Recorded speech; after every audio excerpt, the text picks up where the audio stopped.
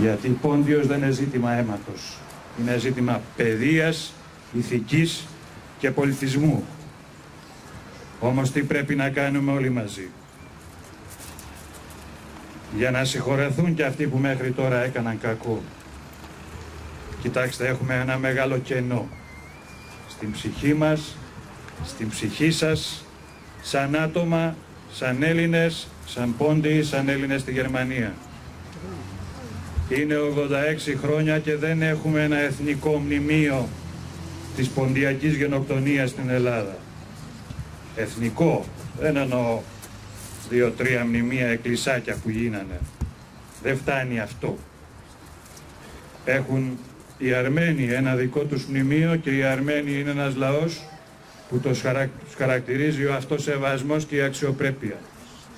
Βλέπετε τι γίνεται στο Εριβάν στις 24 Απριλίου.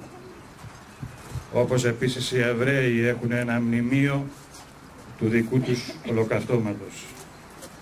Γι' αυτό ο ένας στόχος είναι αυτός, να αποκτήσουμε εθνικό μνημείο στην Ελλάδα. Στο νομοσχέδιο για την 19η Μαΐου προβλέπονταν αυτό και δεν έγινε. Αλλά όμως εσείς στη Γερμανία έχετε ακόμη μια μεγάλη ευθύνη. Να δημιουργηθεί στη Γερμανία σε μια πλατεία, στο Μόναχο, στην Ιρεμβέργη, στο Βερολίνο, στη Στουτγκάρδη, ένα εθνικό μνημείο γερμανικό της ποντιακής γενοκτονίας.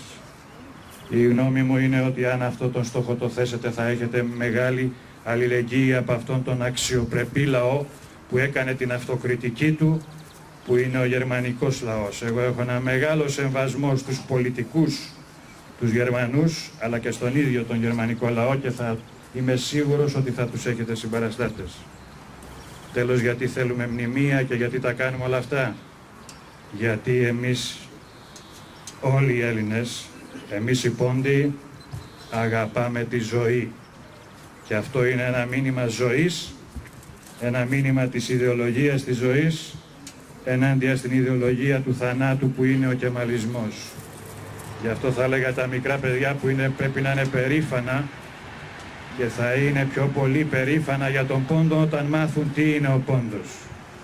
Τους κρατάτε μόνο στο χορό και έχετε ευθύνη γι' αυτό. Δεν φτάνει αυτό. Όταν μάθουν τι είναι ο Πόντος, θα είναι πολύ περήφανα που είναι Πόντιοι και τότε όλοι μαζί, μικροί και μεγάλοι, 19 Μαΐου θα λέμε χρόνια πολλά, γιατί εμείς αγαπάμε τη ζωή και όλους τους ανθρώπους.